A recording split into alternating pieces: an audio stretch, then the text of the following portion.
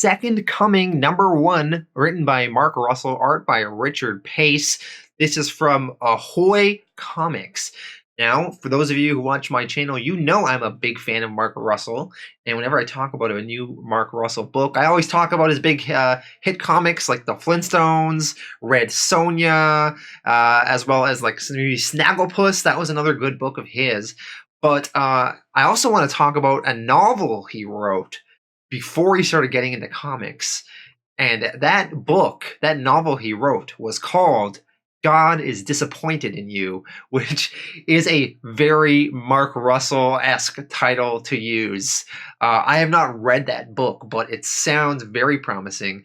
So I guess Mark Russell is really interested in the Bible, and God is Disappointed in You is sort of a summary of the Bible, told a little bit humorously, but summarized in such a way that contemporary audiences can be entertained by it and sort of get the stories out of the Bible without having to read the boring ass long Bible.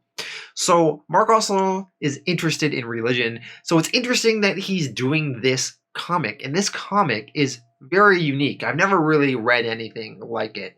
It reminds me a little bit of Preacher because you have these sort of religious figures and you're sort of bringing them into the real world, but it's definitely not as cynical as Preacher is. Russell, he sort of paints religion in kind of a positive way, but, he's really sort of asking some interesting questions about religion, and he's sort of putting his own sort of commentary and sort of satire on religion. So it's a very, very interesting book, and, I had a really fun time with this. Let's dive into the story in this issue. So when the book opens up, we are sort of getting a retelling of the Bible in a way, a very, very quick summary of the Bible.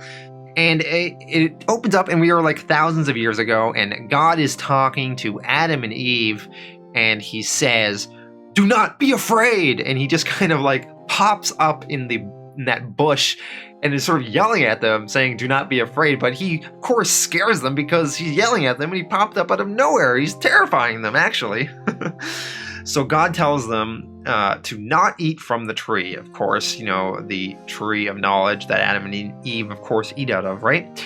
So he tells Adam and Eve to not eat out of the tree, but you can't just tell people not to mess with the tree and then leave them alone with it. So Adam and Eve eat the fruit. Then God shows up again and he says, "You have eaten from the tree of knowledge of good and evil. Do you know what an evil thing you've done?" And then Eve replies, "How could we have known until after eating it?" And then God replies, "Damn it, Eve, don't lawyer ball me." And then Adam is just playing with his penis, which can easily be missed, but it's very humorous if you catch it. So God decides to cast them out of the Garden of Eden, and as extra punishment, he orders them to become parents. So that kind of backfired, though, because Adam and Eve then had millions of descendants that totally dicked up the planet. Human beings started killing and enslaving each other.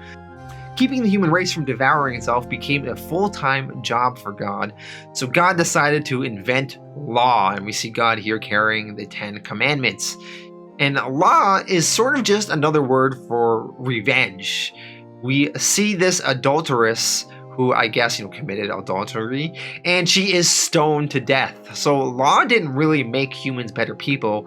It just made them feel better about their lack of mercy. So sort of an interesting idea that Mark Russell's throwing out here. So God is talking to Jesus, and he says, "I am through with those people. Never should have mixed their DNA with monkeys. From now on, they are on their own. Jerks."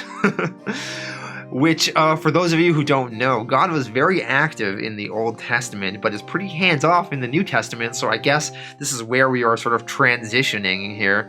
So Jesus says to God, "So you're just going to leave them down there?" And then God retorts, "Well, I did try drowning them," referencing Noah's Ark.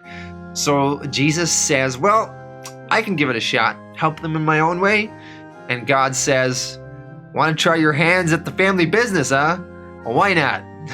So Jesus thanks his dad, and he's like, "I won't let you down." And then God says, "Good for you, boy. Show them who they're messing with." That's right, bitches. Son of God coming through. So then on Earth, we see the angel Gabriel, and he shows up to tell Mary that she will give birth to the Son of God, just like that happens in the Bible, right? And Mary is just like, okay, very confused, as would be a normal reaction in this situation, right? So anyway, Jesus is born to Mary. He's on Earth now. Some time passes. Jesus is now 10 years old, and he makes a friend named Shimon.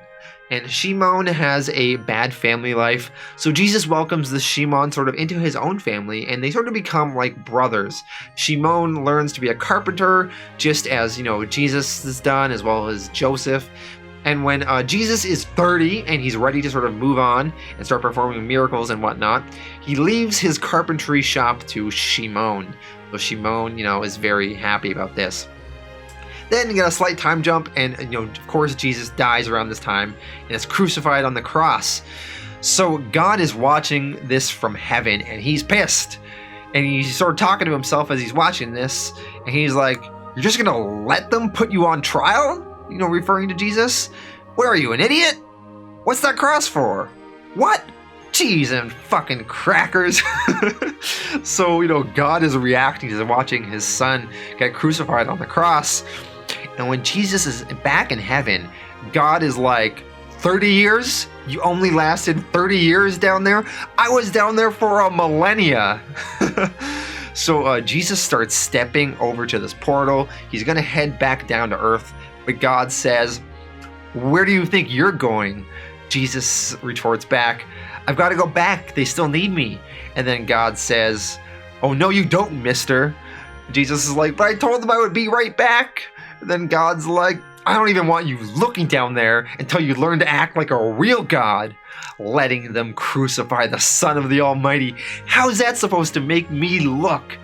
That's what I get for having an only child. So, really funny sort of recapping of the Bible, right? Then this is where the story sort of takes a different turn. We're jumping to the present day, and we are introduced to this superhero named Sunstar, who is sort of an analog for Superman. So this Sunstar, he's fighting these evil robots, he saves the day, and everyone loves him. And God is watching from heaven, all impressed, and he calls Jesus over. He's like, "Boy, get over here, you need to see this. Holy mole on a pole, could this guy be more awesome? If you were like him, your problems would be over." So we learn that this Sunstar back on Earth, this hero, he's dating this girl Sheila, and they want to adopt a kid. Because of Sunstar's biology, they can't have kids themselves. So this Sunstar, he's supposed to be home to talk to this adoption agency person that's over, but Sunstar got sidetracked on rescuing this missing plane, or at least attempting to. But we have this funny scene between the adoption lady person, who's really crude and talking to Sunstar's girlfriend, and the adoption lady says, "A lot of people go for the Asian countries, for the SAT scores, but they'll figure out pretty quickly that they were adopted if you choose one of those people." And Sheila is kind of surprised by this. But the adoption lady continues, and she's like, "For you, I recommend a nice solid Romanian baby. Good, hardworking people. You can pass them off as your own if you want to. You don't even have to tell them they're adopted." But Sunstar does not show up at this adoption meeting. So the adoption agency lady leaves, and she's like, "You guys must not be serious about adoption if he won't even show up." So Sunstar finally arrives home, and he is sorry he was not home in time for this adoption meeting. He only wants to make his girlfriend happy, and he's feeling that he's kind of failing here. Back over in heaven, we have a scene of God saying hello to some newly dead, and God's joking around, he's palling around with everybody. He's talking to this one guy, he's pretending there was a mix-up. And he's like, "Oh, you're supposed to be going to hell." And then the guy's like, "What?" And then God's like, "I'm just joshing you, guy. I'm just joking around." And so God, he's a really fun-loving guy here, I guess. So back over to Sunstar, it's nighttime, and Sunstar and his girlfriend Sheila are in bed, and all of a sudden God shows up to talk to Sunstar. and he wants Sunstar to take his son Jesus under his wing and show him how a real hero does things. God says, talking about Jesus, he's a good kid. He's just so sheltered. He has like zero survival skills. It's my fault, really. I was just gone so much when he was young. So Sunstar, kind of confused by this, just waking up, he's like, okay, but I don't know if... And then God's just like, thanks! And he takes off and leaves Jesus with this Sunstar. So now this superhero Sunstar has to hang out with Jesus. So Sunstar is taking Jesus with him. They go to this warehouse where Sunstar is here to stop some criminals. Apparently, the criminals inside are making counterfeit Monster Ball cards. Think like Pokemon cards. So they're making counterfeit, playing cards, and Sunstar goes into the warehouse and beats up all these criminals, and he throws them out the window. And when Sunstar heads outside, he says Jesus, who was waiting outside, where did all the people I beat up went that I threw out here? And Jesus says, I healed them. But Sunstar was like, why did you do that? And then Jesus says, because they needed it. So Sunstar is annoyed by this, but whatever, they continue walking onwards. Now, Jesus sees a cross on top of a church and asks, what the hell is that? And Sunstar responds, it's a cross, the symbol of your followers. They're everywhere, these crosses. And Jesus says, trigger warning, why would they make such a big deal out of the fact that I was crucified? Like that's what was most important about me? And then Sunstar responds, it wasn't? And Jesus retorts back, no, back then the Romans handed out crucifixions like tote bags. Everyone was getting crucified. And Jesus explains, what was important about him. So Jesus tells this story of that Shimon friend he had earlier, who eventually became a carpenter. So this Shimon, when Jesus left, and he was a carpenter, eventually the Romans hired this Shimon to make all those crosses for all the many crucifixions they did. And the townspeople begun to resent this Shimon for working with the Romans and becoming a collaborator with them.